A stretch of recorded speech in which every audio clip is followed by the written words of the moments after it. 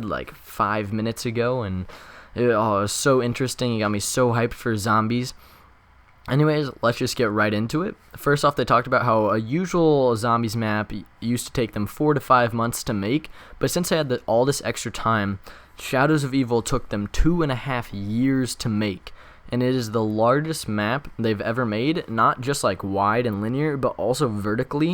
It is the largest map. And if you remember Die Rise from Black Ops 2, not Durise, but Die Rise was very vertical and was also, I guess it wasn't very wide, but it was very vertical. So if this is even more vertical, then this map is going to be crazy, and I actually think that's a good thing because it makes it more fun to learn the maps and learn everything new. It's not just you jump in and you know exactly where everything is. But he said there's going to be signs everywhere so you know exactly where they are, so it's going to kind of help with call-outs like, oh, I'm in the kitchen or whatever it is, which I guess there probably will be a kitchen, some restaurant or something. Who knows? And then he also says in Black Ops 3 there's more Easter eggs and zombies than any other zombies game, so more than Black Ops 2 was, and there's quite a few in Black Ops 2, which is going to be nice because I love doing Easter eggs. I'm going to be making videos for you guys on how to do the Easter eggs and all the new things that I figure out. Next thing, ranking up in zombies.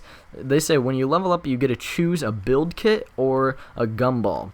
And the way he didn't say much what a build kit is. Do you remember the builds that you could do in Black Ops 2 where you could like build a wonder weapon or you could build a riot shield? What if you could choose what build kits are in the game, that like whatever match you're playing? So it's not just set for each match. You choose your build kits, but you have to unlock them first. And there'll probably be like default ones maybe. I don't know. Or it's something different like build kits for your weapon or just little upgrades. And they also said you can like upgrade armor and stuff, and I don't know how I feel about upgrading the armor. Anyways, the gumballs, the way he said, you choose your gumballs before the beginning of each match. So if you're playing with a strong player, then you would choose certain ones, or if you're playing one where you know player's weak in this area, then you have someone for that, or you know you'll need a certain gumball for this area, you'll put it in. And then when you use the gumball machine, you get a random gumball that you chose before the match. So it's like an actual pack of gum. Let's say you wrapped up all the gum and you put it in wrappers and you put it back in the pack and you just choose a random one. You don't know what you're gonna get, but like you choose what's in there. At least you know what your options are. And sadly, there is not going to be any grief mode or any other mode than survival, which isn't a big deal. I got kind of into grief when Buried came out on Black Ops 2, but it's not a huge deal to me. I don't think I'll really mind because I mostly play survival and multiplayer, so no big deal to me, but some people I know really liked grief. Another thing that's not a big shock is you don't get to choose what character you are. It just alternates like it always has. It's just a random character for each person. And another thing that goes with like the Easter eggs is you can only hear people close to you, which it was like that before, but he made it sound like when you're all together and you enter a certain room or something, you guys may all like start talking, or you may all say something different than if you're just alone, and that makes the Easter eggs harder to figure out because you have to listen to what they're saying to take their hints and clues and stuff.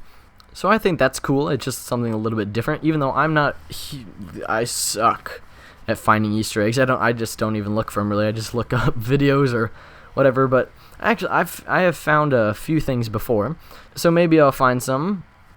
Also, someone got a copy of Black Ops 3 earlier, and they were playing some zombies, and they put up like a few second clip on the internet, like instantly taken down. But anyways, I didn't get a chance to see it, but people are saying it's a 6-round revolver pistol called the Bloodhound. And I don't know how I feel about that as a starting pistol, because usually the revolvers are pretty strong. And I want the starting pistol to be weak because it creates strategies for like people who get really good at it to like they get out of the starting room around 2 and they're like super far in, while other people who aren't the best are like they'll end up just staying to like round 8, and I don't know, it just doesn't end up working out as good. So I don't know. Hopefully it's not like as strong, which it probably won't be because I don't know, Treyarch always seems to do everything right, even though something might seem wrong, but like you just like play for a little bit and then it's like, oh, it's perfect. So I don't know, that kind of got me worried, but it's not a huge deal, I guess.